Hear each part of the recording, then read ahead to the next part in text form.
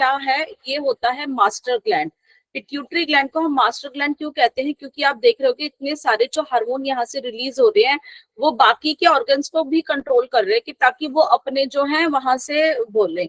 अब इस pituitary gland को कंट्रोल करने का कौन पार्ट होता है, वो होता है हाइपोथैलेमस। मास्टर का भी वो मास्टर है, तो वो भी कुछ ऐसे द्रव्य छोड़ता है कि ताकि उसकी एक्टिवेशन जो है प्रॉपर बनी रहे। ठीक है। यस मैम, मतलब ये कोई ग्लैंड नहीं, वो एक तरह से दिमाग ही है जो किसी उसको नियंत्रित कर रहा है, ब्रेन किसी तो ब्रेन पिट्यूटरी ही को। कंट्रोल करता है हर चीज को, तो बेसिकली ब्रेन कंट्रोल करता है ना, वो आपका कंट्रोलिंग है। लेकिन ब्रेन भी है और कुछ हद तक हमारा अब एंडोक्राइन सिस्टम को भी कौन कंट्रोल करता है, हमारा ब्रेन करता है। ठीक है, मेन तो हमारा ब्रेन होता है, लेकिन हमारा जो एंडोक्राइन सिस्टम जो होता है ना, ये हमारे बॉडी के फंक्शंस को भी कंट्रोल करते हैं। जैसे कि आप देख रहे हो अलग अलग हार्मोन्स जो रिलीज होते हैं वो हमारे बॉडी के फंक्शनिंग को मेंटेन करते हैं। ओके। तो इन सब ये में जो तो इम्पोर्टेंट ग्लैंड है वो हमारा है पिट्यूटरी ग्लैंड। पिट्यूटरी ग्लैंड को भी हम जो है मास्टर ग्लैंड इसीलिए हम कहते हैं। ओके। क्योंकि ये हमारे ऑलमोस्ट बाकी सभी एंडोक्राइन ग्लैंड्स को जो है कंट्रोल करता है, उसको कंट्रोल करता है हमारा जो है हाइपोथैलेमस। ठीक है। तो कल हमने पढ़ा था एंटीरियर पिट्यूटरी ग्लैंड के जो पार्ट थे वहां से हार्मोन्स के बारे में। 7 हार्मोन्स थे। अब हम जो हमारे पोस्टीरियर पार्ट जो है उसको बेसिकली हम न्यूरोफाइसो हाइपोफाइसोसिस भी कहते हैं, क्योंकि वो थोड़ा ब्रेन से हम कहेंगे कि डायरेक्टली अटैच है। ठीक है। तो वो हमारा जो हार्मोन्स करता है, वो 2 तरह के हार्मोन्स रिलीज होते हैं, और वो हमारे होते हैं बेसिकली एडीएच, जिसको हम एंटी डायूरेटिक हार्मोन, उसका दूसरा नाम होता है वेसोप्रेसिन और ऑक्सीटोसिन। तो जो हमारा ये हमारा एडीएच है, anti diuretic hormone. Anti diuretic hormone ये जो हमारा काम करता है, ये बेसिकली हमारे किडनीज के फंक्शनिंग में ये रोल प्ले करता है। तो यह है जो वो पदार्थ जो मूत्र के विसर्जन को उत्पीड़ित करते हैं। इसका मतलब है कि डायूरेटिक जो हमारे उस पे जो यूरिन के जो एक्सक्रीशन में जो बेसिकली मदद करते हैं। तो एंटी डायूरेटिक क्या हो गया, उसके अपोज काम करेगा। डायूरेटिक मतलब यूरिन का है, वो पदार्थ जो मूत्र विसर्जन को कम करता है, एंटी काम कर रहा है। ठीक है। जो क्या एडीएस जो है, कहीं ये ना हो कि हमारे शरीर से ज्यादा मूत्र निकल जाए, ज्यादा ही पानी का लॉस हो जाएगा, है ना, तो वो भी चीज है। तो एडीएस जो होता है ये हमारे यूरिन के उसको कंट्रोल करते हैं। इसका दूसरा नाम वैसोप्रेसिन भी है। तो एडीएस के मुख्य बाह्यंग टारगेट ऑर्गन्स कौन सा है, बेसिकली हमारा किडनी ही है। ठीक है। ये जो एडीएच होता है, जो रीनल ट्यूब्यूल्स हमने पढ़ा था ना, रीनल ट्यूब्यूल्स के उसमें इनकी जो है परमेबिलिटी को बढ़ा देता है ताकि वो अच्छे से रीएब्जॉर्ब कर पाए। क्योंकि कुछ चीजें जो होती है ना, इसमें से जो ब्लड फिल्टर होता है, तो उनको दोबारा से जो इसके आसपास की नालियां होती हैं वो दोबारा से उनको रीअब्जॉर्ब कर देती हैं, ताकि हमारे शरीर के अंदर से कुछ भी जो है काम की चीज जो है ना चली, जिनको दोबारा से एब्जॉर्प्शन कर लेते हैं, ताकि हमारे शरीर से सिर्फ और सिर्फ जो है गंदगी ही बाहर निकले। ठीक है। वाटर का जो रेशो भी मेंटेन उसमें रहे, नहीं तो ज्यादा भी होगा तो हमारे शरीर में पानी की कमी हो जाएगी। तो यह हार्मोन कुछ मात्र में जो है वैसो कंस्ट्रिक्शन भी पैदा करता है। ठीक है। मतलब जो वेसल्स जो होती है उनको थोड़ा सा कंस्ट्रिक्ट कर देता है, जिससे क्या होता है कि हमारा जो है ब्लड प्रेशर भी बढ़ जाता है। तो अगर एडीएच ज्यादा होगा तो क्या होगा, यूरिन कम आएगा, लेकिन इसके ज्यादा होने से बीपी भी ज्यादा हो जाएगा। और अगर एडीएच कम हो जाएगा किसी कारणों से तो यूरिन ज्यादा आना शुरू हो जाएगा और ब्लड प्रेशर भी कम हो जाएगा। तो ये ऑप्टिमम में रहना चाहिए, हमेशा हमारे हार्मोन्स ऑप्टिमम में ही रहना चाहिए। लेकिन अगर किसी कारणवश अगर ठीक से काम नहीं होते, हार्मोन प्रॉपर रिलीज नहीं होते, तो हमें इस तरह की प्रॉब्लम होती है। तो एडीएच बढ़ने से यूरिन अधिक व पतला बनता है। ठीक है। और नहीं, यूरिन कम होता है, थोड़ा सा उसमें कंसंट्रेशन वैसे हो जाती है। फिर क्या होता है कि उससे प्यास ज्यादा लगने लग जाती है। तो ये स्थिति हो जाती है हमारी डायबिटीज इंसिपिडस में, जिसमें कि हमें प्यास ज्यादा लगनी हो जाती है। तो किडनी के अंदर फंक्शनिंग में इसकी वजह से ये फर्क पड़ता है।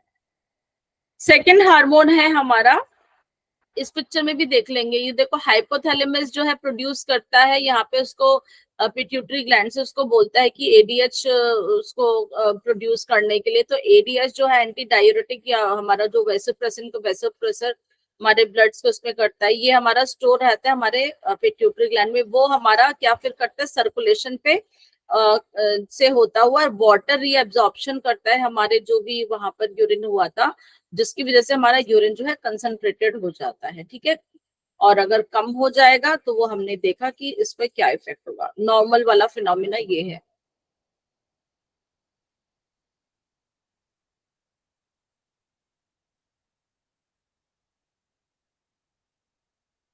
तो ऑक्सीटॉक्सिन है, ऑक्सीटॉक्सिन का जो है ये हमारा बेसिकली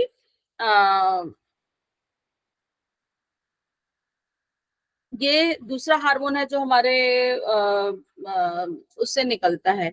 तो इसमें ऑक्सीटॉक्सिन का क्या काम है, ऑक्सीटॉक्सिन का काम होता है सिकोड़ने का। अब ये किसको सिकोड़ता है, ये जो बच्चे की जब डिलीवरी होती है तो यूट्रस को सिकोड़ता है, जिससे कि बच्चे को जो है बाहर आए, इजी उसकी जो है डिलीवरी हो जाए।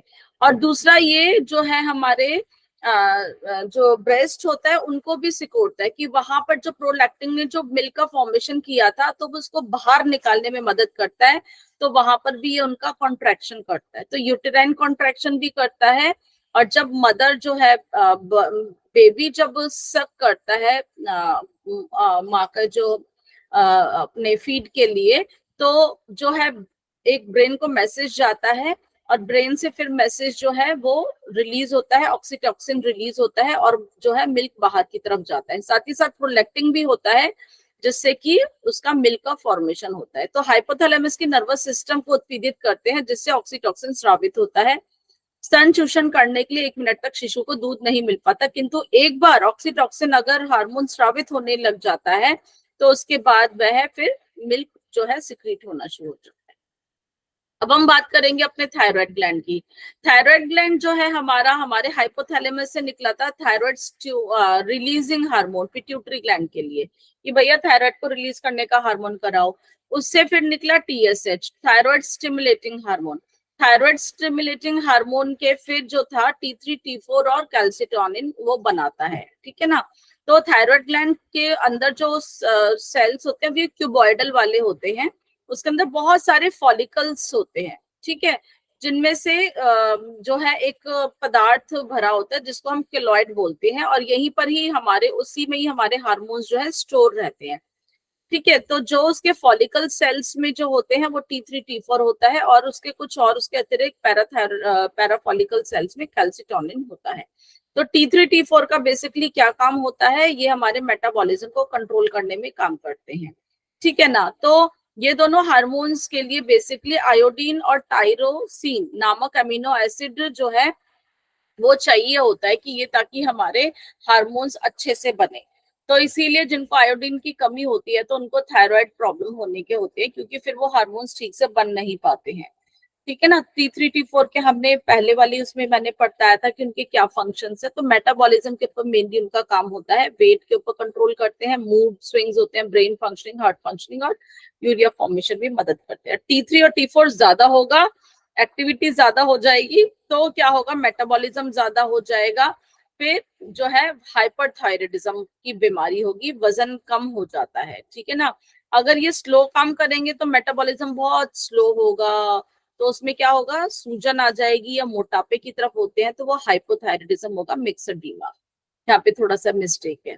तो थायराइड जो हार्मोन फंक्शन है ये आप देखोगे, ये जो थायराइड फॉलिकल्स हैं यहाँ पर हमारा कॉलाइड भी होता है और यहीं पे हमारे रहते हैं। तो इनको बनाने के लिए थायराइड और थायरोसिन चाहिए होता है, जो कि थायरोग्लोबुलिन।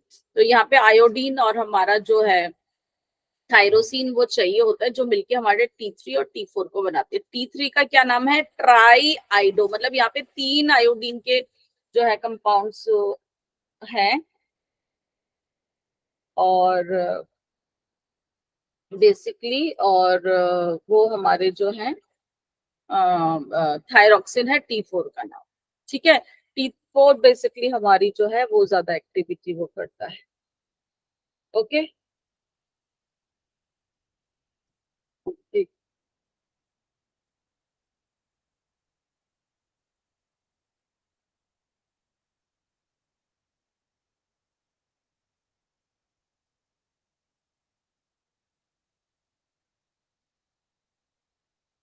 चलिए, अब हम बात करेंगे इसमें कैल्सिटोनिन की। कैल्सिटोनिन क्या है? ये बेसिकली जो इसके थायराइड के सेल्स के द्वारा कैल्सिटोनिन हार्मोन बनता है, ये ब्लड के अंदर कैल्शियम के लेवल को मेंटेन करके रखता है। कैल्सिटोनिन कहाँ पे करता है? ब्लड के लेवल को कंट्रोल करके रखता है। तो जो कैल्सिटोनिन होता है, क्या किडनी के अंदर जो है, जो रीअब्जॉर्प्शन को रोकता है कि वो उसके अंदर कहीं हमारे यूरिन में जो है कैल्शियम एब्जॉर्ब होके ना चला जाए, तो वहां पे इनहिबिट्स कैल्शियम रीएब्जॉर्प्शन। ठीक है, तो उसका जो है वो इन द किडनी, तो वो हाँ यूरिन में निकल जाए जो एक्स्ट्रा हो जाती है, तो उसको ये कंट्रोल करता है।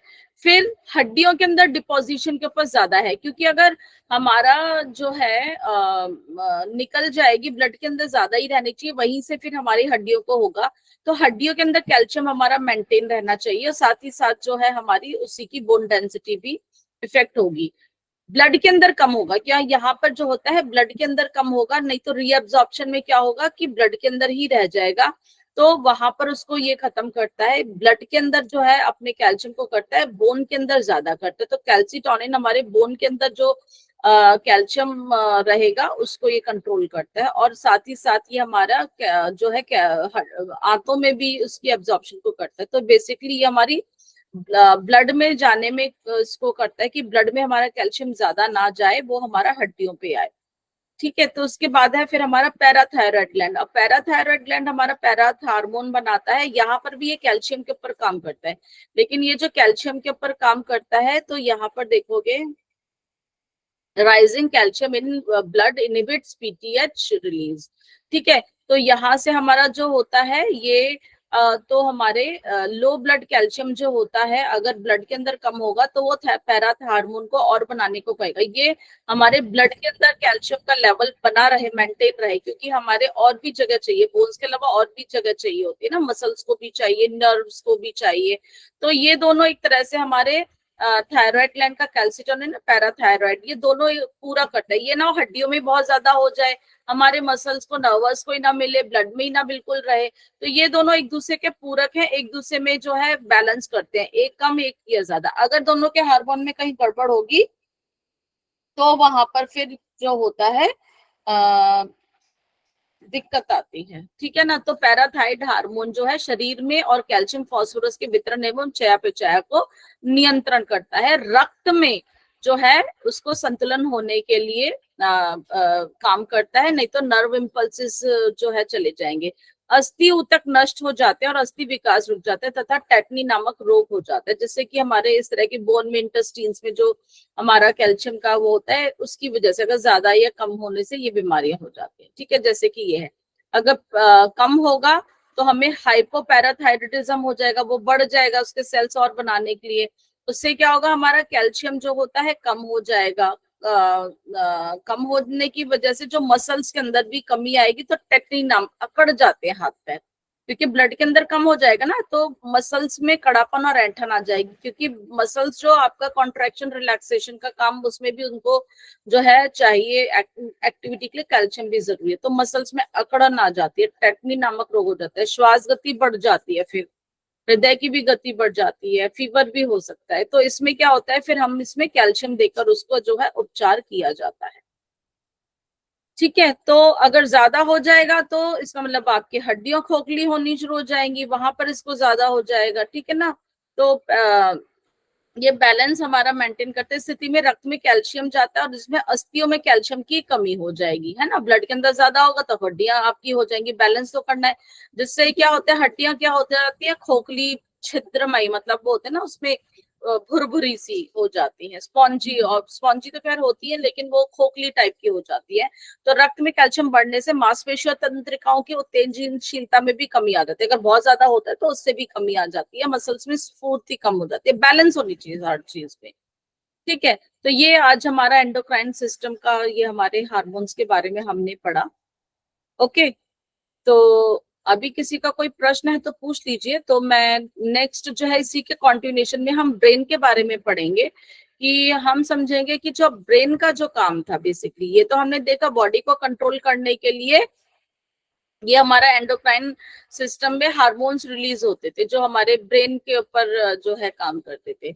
अब हमने ये भी तो देखना है कि हमारा जो है दूसरा जो कंट्रोलिंग और मुख्य रूप से जो हमारा कंट्रोलिंग सिस्टम है वो है हमारा ब्रेन, ठीक है ना। तो उसके बारे में देखते हैं हम वो नेक्स्ट उसमें। Okay, shall I continue, is it okay? हाँ जी, सौरभ जी ने हैंड रेज किया है, बताइए। मैम मैम ये मैं पूछ रहा था कि जैसे किसी की हड्डी कमजोर हो जाती है और वो थोड़ा सा भी यदि गिरता है तो वो ब्रेक हो जाती है, तो क्या इसी की वजह से होता है क्या? देखिए, बहुत सारी चीजें भी होती हैं, वो देखनी पड़ती है, सिर्फ एक कारण को नहीं हम कहेंगे। एज का भी फैक्टर होता है कई जगह पे, ठीक है ना। और उसकी जो है कैल्शियम की तो मेन मुख्यतः की कमी की वजह से तो होता ही है कि बोन की डेंसिटी जो है काफी कम हो जाती है, तो वो भी कारण होता है। एज फैक्टर भी होता है, डेवलपमेंट वगैरह वो कम है, ठीक है ना। और खान पान जो बाकी चीजें भी हैं, क्योंकि कैल्शियम के अलावा अगर बोन है, अगर आपकी मसल्स में भी स्ट्रेंथ नहीं होती है जो कि आपके जॉइंट्स को होल्ड करके रखती है, तो कई बार उन कारणों की वजह से भी हो जाता है। मुख्यतः रूप से हम मान के चलते हैं तो कैल्शियम और विटामिन डी की कमी से ऐसा हो जाता है।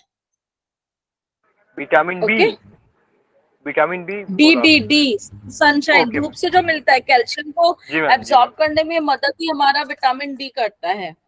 विटामिन डी की कमी होगी तो आपके बॉडी के अंदर कैल्शियम ज्यादा अच्छे से काम ही नहीं करेगा, वो जैसा खाया है वैसे बाहर निकल जाएगा, ठीक है। चलिए, अब हम बात करते हैं अपने नर्वस सिस्टम की। ये हमारा बहुत इंपॉर्टेंट हमारा बॉडी का कंट्रोलिंग यूनिट है। तो नर्वस सिस्टम में हम देखते हैं कि मुख्य रूप से हम इसको दो भागों में विभाजित करके करते हैं। एक होता है सेंट्रल नर्वस सिस्टम, ठीक है, मतलब मेन कंट्रोलिंग सिस्टम है हमारा। दूसरा होता है peripheral nervous system. Nervous system के अंदर अगर हम देखेंगे तो दो हमारे मुख्य पार्ट आते हैं। एक तो हमारा मस्तिष्क, हमारा ब्रेन, और ब्रेन से ही निकलती है मुख्य हमारी जो होती है स्पाइनल कॉर्ड, मेरू रज्जु। कौन? हाँ, ब्रेन और स्पाइनल कॉर्ड। अब ब्रेन से भी कुछ और नर्व्स निकल भीग गई, ब्रेन से भी, सुन ऊपर कपड़े भी होंगे, ब्रेन से भी हमारी कुछ नर्व्स निकलती हैं और स्पाइनल कॉर्ड से भी कुछ नर्व्स निकलती हैं। वो हमारे पूरे शरीर में फैलती हैं और उनको हम कहते हैं पेरिफेरल नर्वस सिस्टम। तो मैसेज को लेके आने जाने का काम वही करती है। सेंसरी जो होती है मैसेज को लेकर जाती है ब्रेन के पास, और ब्रेन का जो उसके बदले में जो भी काम होता है वो उसको वापस उसको एक तरह से रिएक्शन को लेकर आती हैं, आंसर को लेकर आती है, तो वो हमारा मोटर वेव्स होती हैं। तो वो इस तरह से हमारी जो होती हैं। और उसको हम, और इसमें यहाँ लिखा नहीं है लेकिन हम समझेंगे, ब्रेन से निकलने वाली वेव्स को हम क्रेनियल नर्व्स बोलते हैं, और जो स्पाइनल कॉर्ड से निकलती है स्पाइनल नर्व्स होती है, वो ही मिलके हमारा पेरिफेरल नर्वस सिस्टम बनाती है। इन दोनों के अलावा एक हमारा थर्ड नंबर पे होता है जो कि यहाँ पे लिखा हुआ है, वो हम उसको थर्ड कैटेगरी में ही करते हैं। मेरा कर्सर दिख रहा है क्या? नहीं,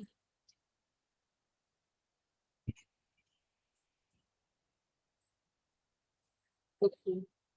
ये जो ऑटोनॉमिक नर्वस सिस्टम जो दिख रहा है ना, कब तक तो दिख रहा था, इस पे पता नहीं क्या होगा आज। ऑटोनॉमिक जो नर्वस सिस्टम आपको दिख रहा है, ये हमारा, हम एक तरह से थर्ड टाइप होता है हमारा नर्वस सिस्टम का। ये अपने आप ही काम करता है, इसको किसी इग्निशन की, इसको किसी मैसेज की जरूरत नहीं होती है। इसको जब लगता है कि भाई जैसी सिचुएशन है, ये हमारे बॉडी को अपने आप उसमें ढालने के लिए ये अपने आप ही काम करता है। तो इसके भी दो पार्ट्स होते हैं जो होते हैं सिंपैथेटिक नर्वस सिस्टम और पैरासिम्पैथेटिक नर्वस सिस्टम, ठीक है। आगे हम और डिटेल में देखते हैं, ये शॉर्ट उसमें आपको इस टेबल के रूप में देखते हो। अब हम सबसे पहले बात करेंगी हम ब्रेन की, और भी है कोई?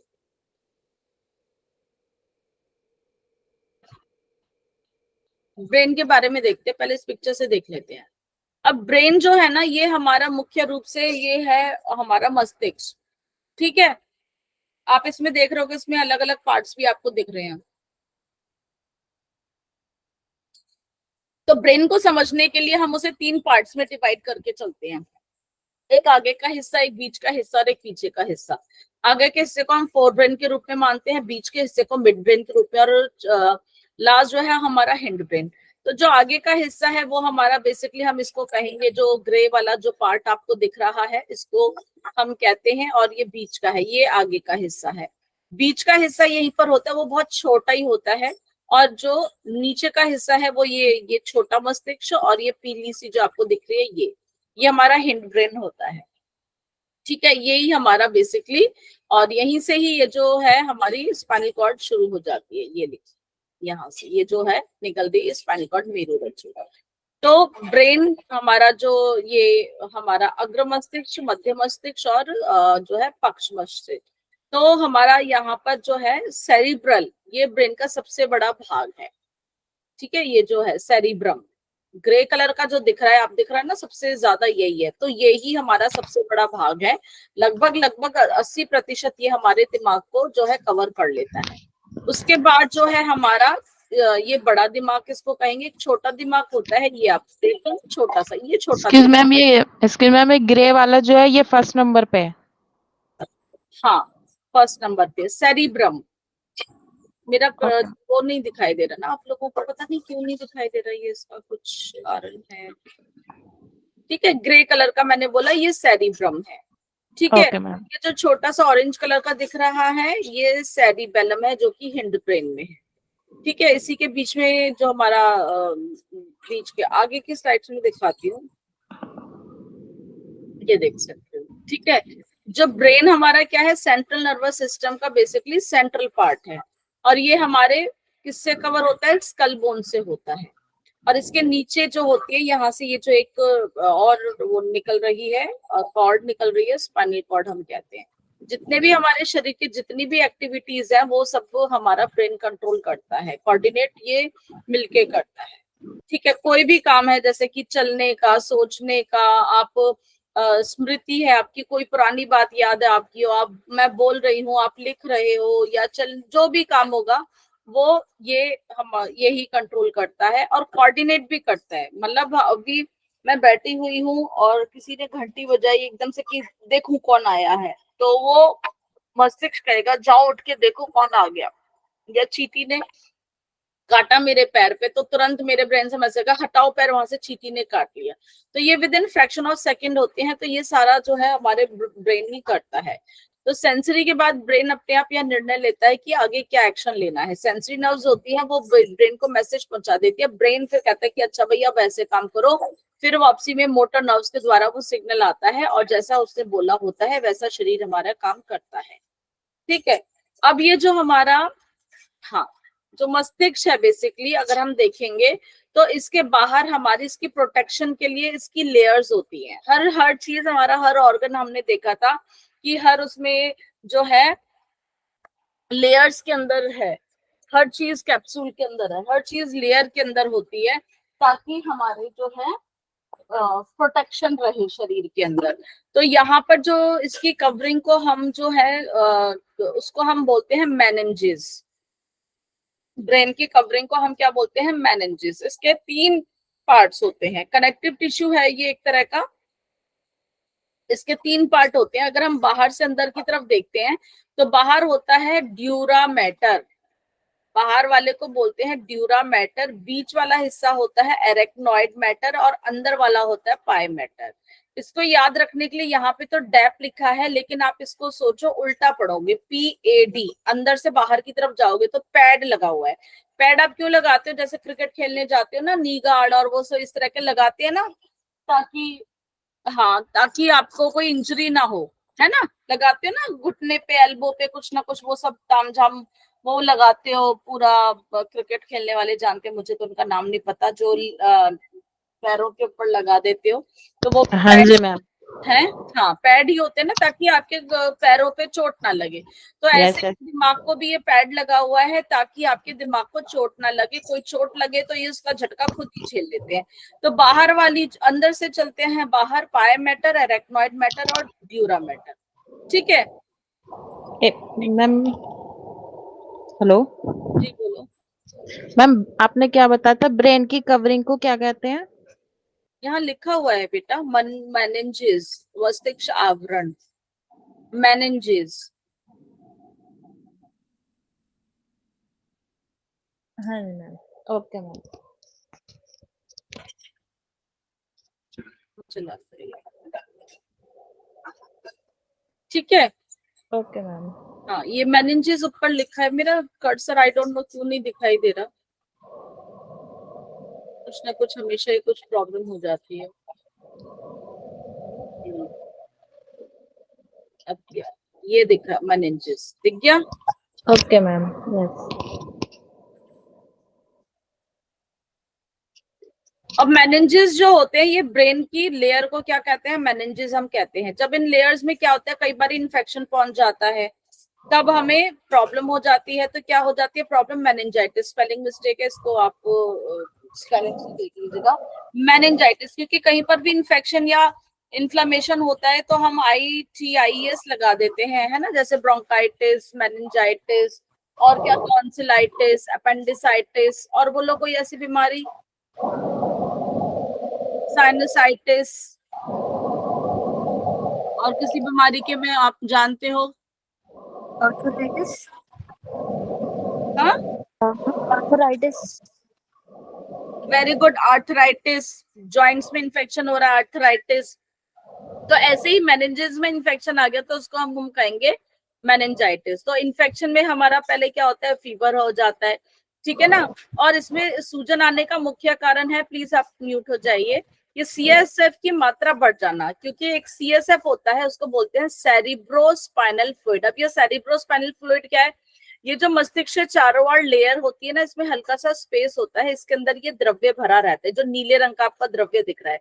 तो ब्रेन में जो खाली जगह होती है, ये वहां पे द्रव्य बना होता है, क्योंकि ये द्रव्य जो होता है ये ब्रेन की प्रोटेक्शन करता है, कोई भी वहां पर इंफेक्शन ना पहुंचे, ये ही उसको जो है अपने आप में उस इंफेक्शन को खत्म कर देता है, ठीक है। तो और ये झटका भी झेल लेता है, ठीक है। तो क्या होता है कि जब अगर सूजन आने का मुख्य कारण है कि CSF की मात्रा बढ़ जाना। CSF की मात्रा कब बढ़ेगी, जब जो है कोई इन्फेक्शन आएगा तो ये उधर उसके काम करना शुरू करता है, तो ज्यादा हो जाता है। तो अगर हमें देखना है कि हमारे ब्रेन में कोई प्रॉब्लम है क्या, किस तरह का इन्फेक्शन है, तो हम इसी CSF के फ्लूइड को ही निकालते हैं। उसका खैर एक तरीका होता है, और वो निकाल के ही हमें पता चल जाता है कि इसके अंदर किस तरह का जो है इन्फेक्शन है। तो वो हमारे पीठ के निचले हिस्से से निकाला जाता है, उसे लंबर पंचर बोलते हैं। क्या बोलते हैं, लंबर पंचर। तो लंबर, जहाँ पे हमारी लंबर वर्टिब्रा है, ठीक है, वहां से वो करके निकाला जाता है, क्योंकि वहां पर हमारा स्पाइनल कॉर्ड जो है खत्म होता है। पूरे हिस्से में अगर हम यहाँ पे कहीं पे पंचर कर देंगे ना, तो इन्फेक्शन और बढ़ने का डर रहता है, इसलिए वहां से लिया जाता है। तो इस पिक्चर के माध्यम से आप देख रहे होंगे कि हमारा CSF कहाँ कहाँ प्रेजेंट है, देखते हैं।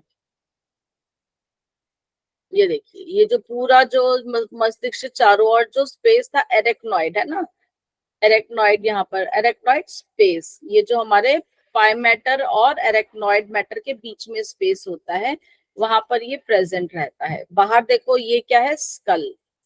स्कल है आपकी खोपड़ी। खोपड़ी के बाद ये सीधे हमारे मेनिंजेस होते हैं, जिसकी 3 लेयर होती है ब्रेन की प्रोटेक्शन के लिए। तो ये हमारा यहाँ पे देखो पूरा ब्रेन, ब्रेन के बाद हमारे स्पाइनल कॉर्ड में भी ये प्रेजेंट होता है। Central canal of the spinal cord है, ये हमारी स्पाइनल कॉर्ड है, यहाँ पे भी हमारा CSF ये प्रेजेंट है, ठीक है। और हमारे ब्रेन के बीच में भी कुछ जगह खाली होती है, जिनको हम वेंट्रिकल्स बोलते हैं, ठीक है। ये भी चारों तरफ तो है ही, बीच में भी यहाँ पर हमारा ये प्रेजेंट है, ठीक है। आगे देखते हैं।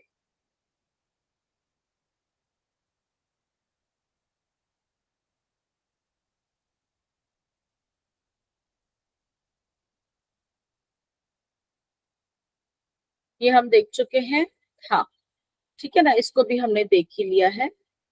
शायद पीछे की कोई स्लाइड तो नहीं रह गई, एक बार मैं चेक कर लेती हूँ। नहीं, ठीक है ना। ये हमने देखा था कि भाई हमारे जो थे ब्रेन के लेयर, देखो ये पहले, अगर इसको जूम करके आप एक बार देखो, ये एक पूरा छोटा सा पार्ट आपको डाइसेक्ट करके दिखाया हुआ है। ये आपकी बाल है, स्किन है, स्कैल्प है, फिर हमारी हड्डी है, Paris ostium, bone of the skull दिखाया गया है। फिर उसके बाद हमारा जो है ड्यूरा मैटर है, देखिए यहाँ पर ये जो ये वाला जो पिग ये है ड्यूरा मैटर। ड्यूरा मैटर के बाद है हमारा जो है यहाँ पर एरेक्नोइड मैटर, ये वाला, ठीक है। और फिर हमारा होता है पाई मैटर, तो वहां पर हमारा जो होता है CSF प्रेजेंट होता है। फिर उसके नीचे हमारी ब्लड वेसल्स बाकी सब होते हैं, ठीक है।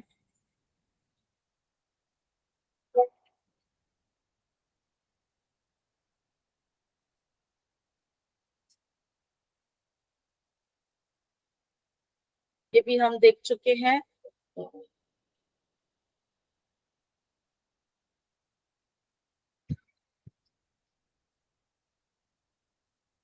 तो ये हमारे हमने देखा था फोर ब्रेन, मिड ब्रेन और हिंड ब्रेन। जो अग्रभाग होता है वो हमारा सेरिब्रम से बना होता है, सेरिब्रम ये वाला जो है। क्यों भाग रहा है ये?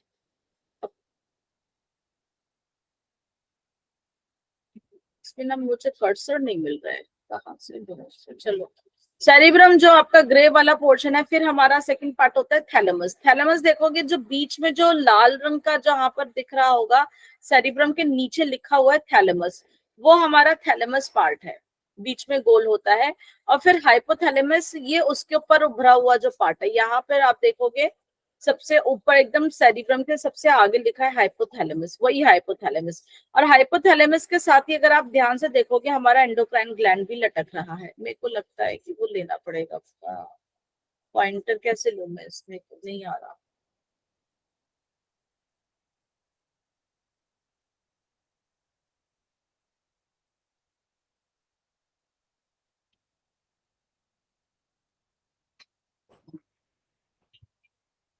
ये देखो, ये ना हाइपोथैलेमस दिख रहा है। ये जो ये वाला जो पोर्शन है ना, ये हाइपोथैलेमस है, ठीक है। बीच वाला आपने हाइपोथैलेमस देख लिया। और हाइपोथैलेमस के साथ ये वाला पोर्शन जो लटक रहा है, कौन सा वाला, ये वाला, ये ये क्या है आपका, pituitary gland, master gland, endocrine में मास्टर ग्लैंड। इसको कौन कंट्रोल कर रहा है, हाइपोथैलेमस कंट्रोल करना। हाइपोथैलेमस कहाँ है, बिल्कुल मस्तिष्क के बीचों बीच, ठीक है। ये क्या बनाते हैं हमारे, ये बना रहे हैं हमारे तीनों हमारा सेरिब्रम, थैलेमस और हाइपोथैलेमस, हमारा फोर्थ ब्रेन। अब हम देखेंगे मिड ब्रेन। मिड ब्रेन कहाँ है, मिड ब्रेन बिल्कुल बीचों बीच भी होता है, ये वाला पोर्शन, ये हमारा मिड ब्रेन है। ये वाला यहाँ पर मिड ब्रेन होता है। ये मिड ब्रेन कुछ नहीं, बस यहाँ से वहां के मैसेज को भेजने का जो है ये इसका मुख्य रूप से काम है। अब हम देखेंगे जो हमारे हिंड ब्रेन, जो हमारा पश्चिम जो हमारा है, उसके बारे में हम करेंगे। वो बनाए हमारा पॉन्स, पॉन्स से, मेडुला ऑब्लंगेटा से, और हमारा सेरिबेलम। सेरिबेलम क्या है, हमारा छोटा दिमाग है। इस पिक्चर के माध्यम से देखेंगे तो ये वाला जो पोर्शन है ये आपका सेरिबेलम है, ठीक है। इसको क्या कहते हैं, यहाँ पे छोटा दिमाग, सेरिबेलम। वो सेरिब्रम है जो बड़ा दिमाग है, मेन जो कवर करता है वो सेरिब्रम है।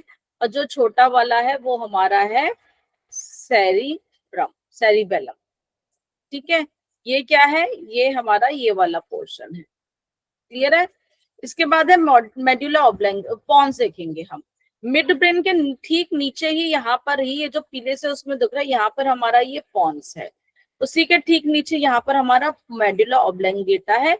और मेडुला ऑब्लंगेटा के नीचे से ही हमारी यहाँ पर स्पाइनल कॉर्ड शुरू हो जाती है, यहीं से। ये देखो, ये जो जा रही है ये हमारी स्पाइनल कॉर्ड है, ठीक है। तो हम अपने मिड ब्रेन को, हम अपने पॉन्स को, अपने मेडुला ऑब्लंगेटा को, इनको हम क्या कहते हैं, ब्रेन स्टेम, ठीक है। क्योंकि वो दिख ही रहे होगा आपको, ऐसा लग ही रहा है कि वो हमारे एक स्टेम की तरह भी काम कर रहे हैं।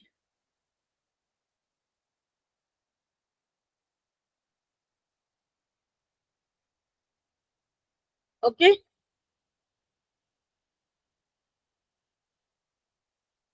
ये देखोगे पीले से जो है ना, ये पीला ऐसे लग रहा है ना कि इसकी डंडी है ब्रेन की, इसलिए इसको ब्रेन स्टेम कहा जाता है। इसमें हमारा जो है मिड ब्रेन, ये था मिड ब्रेन, फिर हमारे हिंड ब्रेन, ठीक है। लेकिन इसमें सेरिबेलम में इंक्लूड नहीं है। तो पॉन्स और मेडुला ऑब्लंगेटा ये मिलके क्या बना रहे हैं, ये हमारा मिलके ये हमारी यहाँ पर ब्रेन स्टेम बनाते हैं, ये इसकी डंडी बनाते हैं, और उसी के नीचे हमारी स्पाइनल कॉर्ड शुरू हो जाती है। क्लियर हो गया? ओके। Okay ma'am. अब हम ब्रेन के जो हम और इधर पार्ट देखेंगे, तो ब्रेन के अंदर है ना हमें बहुत सारे जो हैं, आप देख रहे होगे जिगजैग जिगजैग जिगजैग जिगजैग चीजें दिखाई दे रही हैं, है ना। तो हम हाँ, यहाँ पे हम देखेंगे, पहले तो था थैलेमस, थैलेमस का था यहाँ पे था ये वाला। थैलेमस का काम क्या है? थैलेमस आपने देखा, या बीच में आपको दिख रहा होगा ये वाला कलर, नहीं है, ये वाला पोर्शन, ये वाला पोर्शन, ठीक है ना। इसका क्या काम है? ये भी सेंसरी ऑर्गन्स जो हमारे जो है स्पाइनल कॉर्ड और फिर वहां से लेता हुआ ये आगे जो है ब्रेन को दे देता है, ठीक है, फोर ब्रेन को दे देता है। तो यहाँ पे फिर उसके बाद जो भी इंफॉर्मेशन आती है वो नीचे भी इसी के जाती है। बेसिकली ये हमारा नींद को और हमारे जो वॉलंटरी मूवमेंट है उनको भी कंट्रोल करते हैं, नींद के लिए स्पेशली।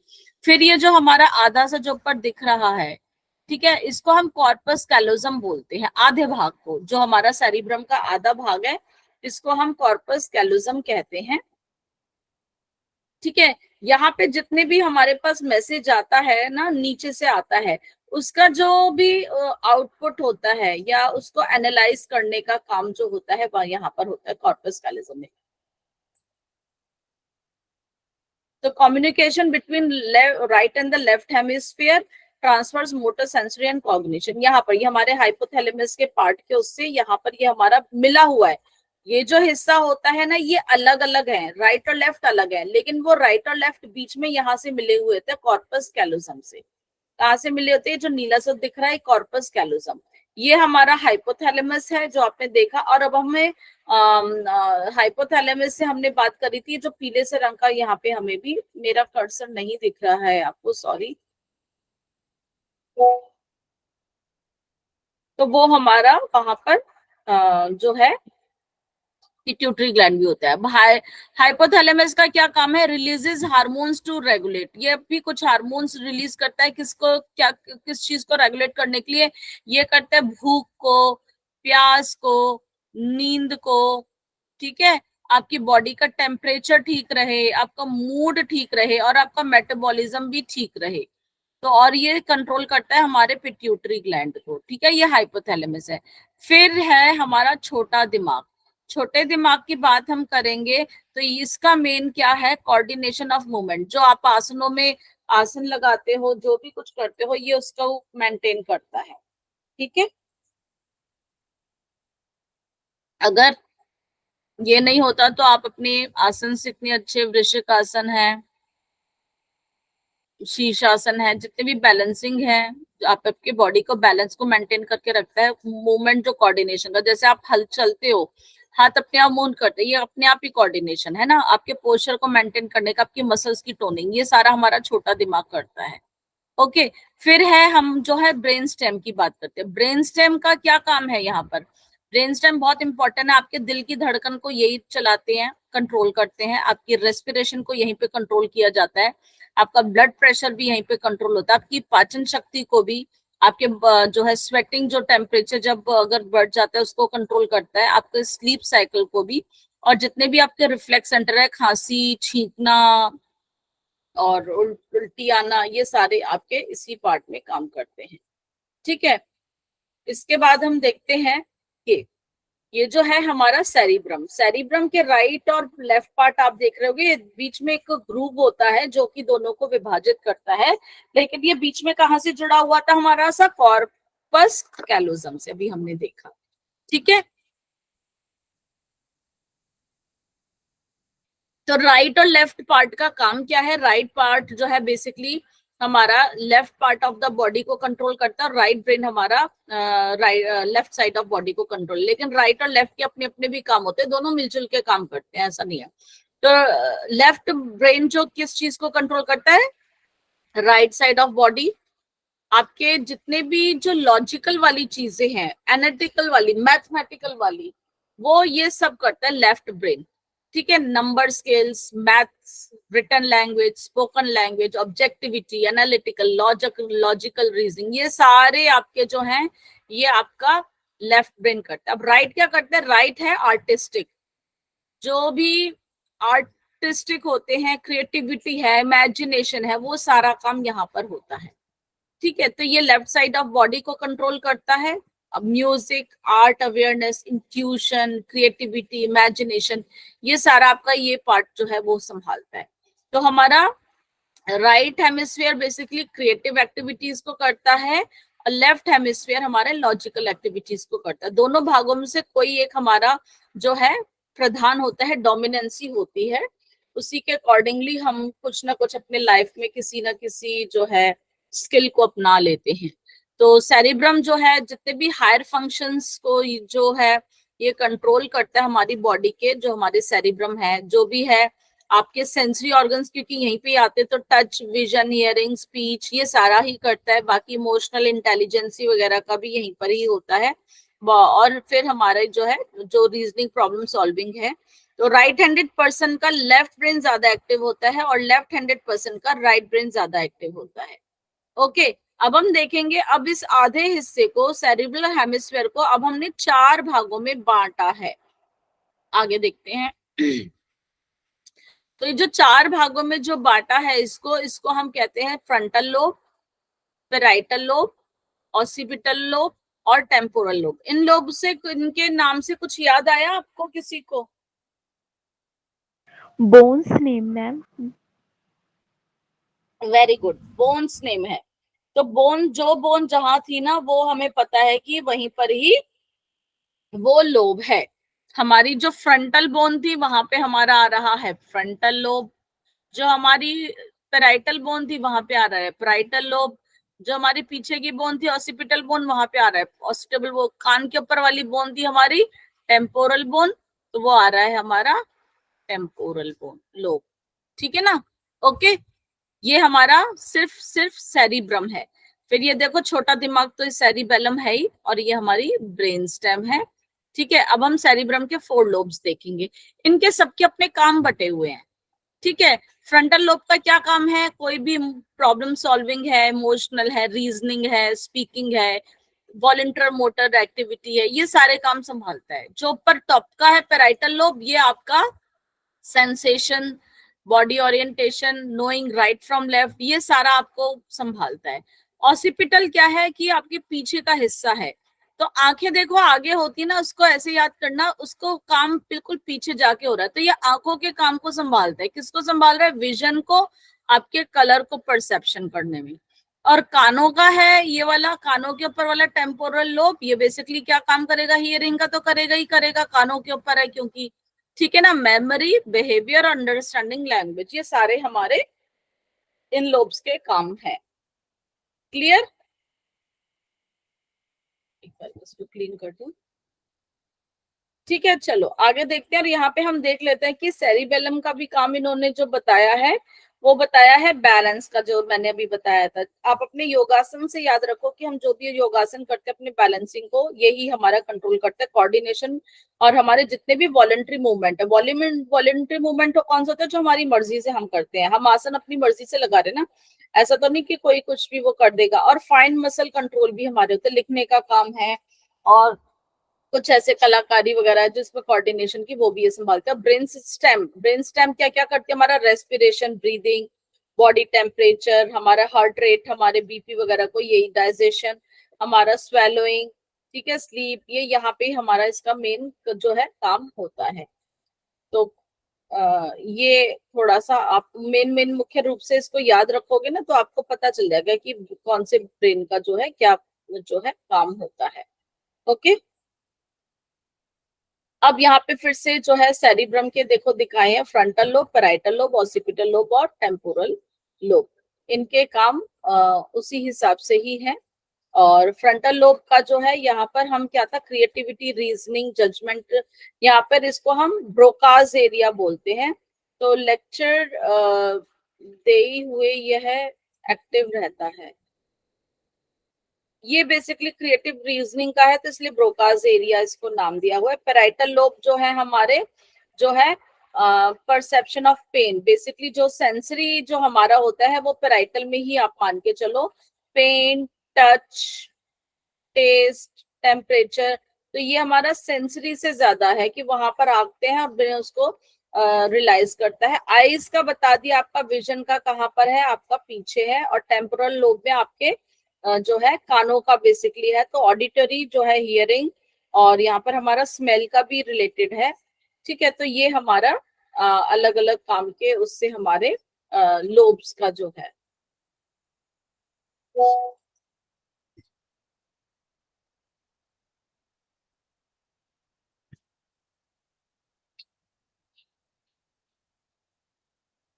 थैलेमस जो है हमारा, हमने देखा यहाँ पे बीच में जो था हमारा थैलेमस था, और हाइपोथैलेमस उसके साथ है, नीचे जो लटक रहा था वो था हमारा पिट्यूटरी ग्लैंड।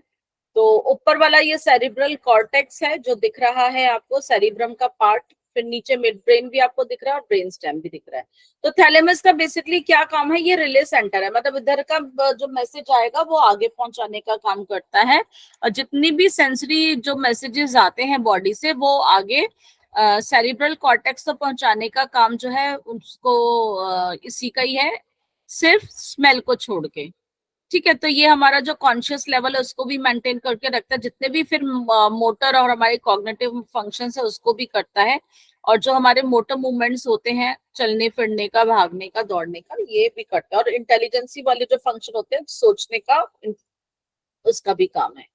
अब हम बात करेंगे हाइपोथैलेमस की। हाइपोथैलेमस की जो है मैंने पहले बताया था, उसको हम क्या कहते हैं, it's a master of the master gland. कौन सा मास्टर ग्लैंड है बेसिक हमारी बॉडी का, पिट्यूटरी ग्लैंड, ये उसका भी मास्टर है। ठीक है, तो इसको जो है पिट्यूटरी ग्लैंड हाइपोथैलेमस के मध्य भाग से बेसिकली, जो यहाँ पे ये देखोगे ये वाला जो है ये हमारा पिट्यूटरी ग्लैंड लटक रहा है। ठीक है, और हाइपोथैलेमस ये ऊपर आप पार्ट देख ही चुके हो। तो हमारा ये है पिट्यूटरी ग्लैंड, मास्टर ग्लैंड इसको हम बोलते हैं, एम लिख देती हूँ बस। तो इसका क्या काम है, बेसिकली ये हमारे बॉडी के टेम्परेचर को रेगुलेट करता है, तापमान को नियंत्रित करता है, हमारे इमोशंस का भी बहुत वो करता है। तो यहाँ पे हमारा जो गुस्सा है, प्यार है, नफरत है, जितने भी संवेदनाएं हमको करता है, सेक्सुअल बिहेवियर है, और हमारी नींद, भूख, प्यास भी हमारा हाइपोथैलेमस ये जो है कंट्रोल करता है। ठीक है, तो हाइपोथैलेमस पिट्यूटरी को इंस्ट्रक्शंस भेजता है, हाइपोथैलेमस ही भेजता है कि भैया अब तुम अपना हार्मोन निकालो। तो एक तरह से हाइपोथैलेमस ही ब्रेन है, तो ब्रेन ही हमारे बाकी उसको भी कंट्रोल करता है। हाइपोथैलेमस बेसिकली क्या है, ब्रेन और एंडोक्राइन सिस्टम के बीच का लिंक बनाता है। ठीक है, तो it's a part of the brain, but ये एंडोक्राइन को भी काम करता है। तो ये है बीच का बिच्छू, इसको दोनों को संभालना है, ब्रेन से होते हुए इसको एंडोक्राइन सिस्टम को भी संभालना है। क्लियर? ठीक है, हाइपोथैलेमस के बारे में समझ गए हैं, ये बहुत इंपॉर्टेंट है। इसके क्या क्या फंक्शंस आप उनको ज्यादा वो कर लेना कि इमोशनली है, टेम्परेचर वगैरह का है, ये यूजुअली ऐसे कुछ क्वेश्चंस आ जाते हैं। तो हम ये देख चुके हैं, पहले ब्रेन स्टेम के बारे में देख लेते हैं। ब्रेन स्टेम जो थी हमारा किसको मिलके बनी है, हमारा मिड ब्रेन को, हमारे पॉन्स को और हमारे मेडुला को। यहाँ पे साइड पे आप देख रहे हो मिड ब्रेन, प्रॉन्स और मेडुला, ये हमारा बनके जो है ब्रेन स्टेम बना है। डाइसेफिलॉन ये लिखा है, ये हमारे आगे जो है हाइपोथैलेमस का थोड़ा सा पार्ट होता है, लेकिन आप ब्रेन स्टेम को ही ध्यान रखिए।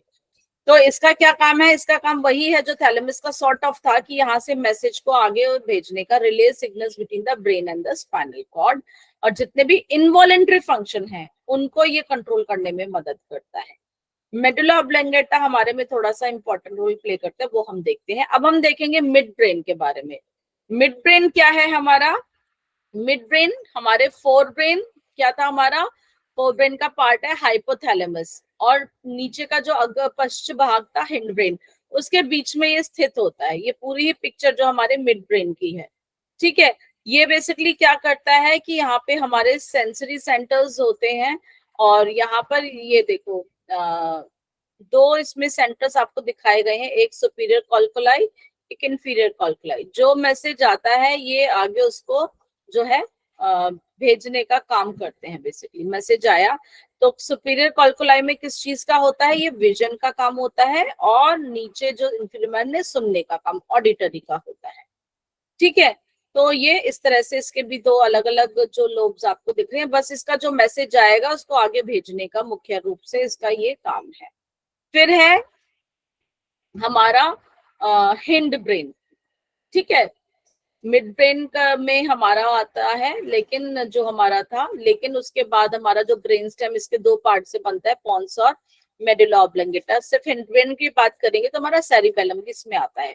तो पॉन्स कहाँ है? पॉन्स बिल्कुल मिड ब्रेन के नीचे है, और ये क्या करता है? ये बेसिकली श्वसन की क्रिया को नियंत्रित करने के लिए इसमें सेंटर पाया जाता है, ठीक है। पॉन्स जो है हमारा रेस्पिरेशन को करता है, ये देखोगे यहाँ पर, ये है हमारा मिड ब्रेन, फिर यहीं पे हमारा पॉन्स है, और फिर यहाँ पे हमारा ये मेडुला ऑब्लंगेटा है, और यहाँ से उसके मेडुला ऑब्लंगेटा के नीचे से ही हमारी स्पाइनल कॉर्ड शुरू हो जाती है, ठीक है। अब मेडुला ऑब्लंगेटा की बात कर लेते हैं, बहुत इंपॉर्टेंट है। ब्रेन का सबसे नीचे का भाग होता है, पॉन्स और स्पाइनल कॉर्ड के बीच में होता है, बेलन आकार का होता है और लगभग 25 सेंटीमीटर का होता है।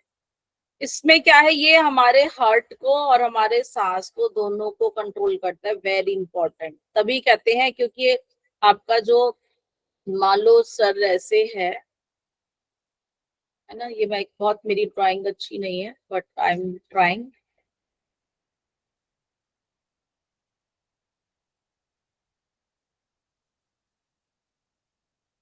ठीक है।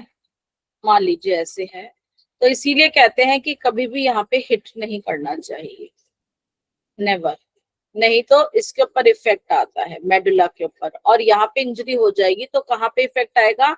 आपके हृदय पे और आपके श्वास पे। तो कई बारी इसका बहुत ही गहरा आघात की वजह से प्रॉब्लम हो जाती है।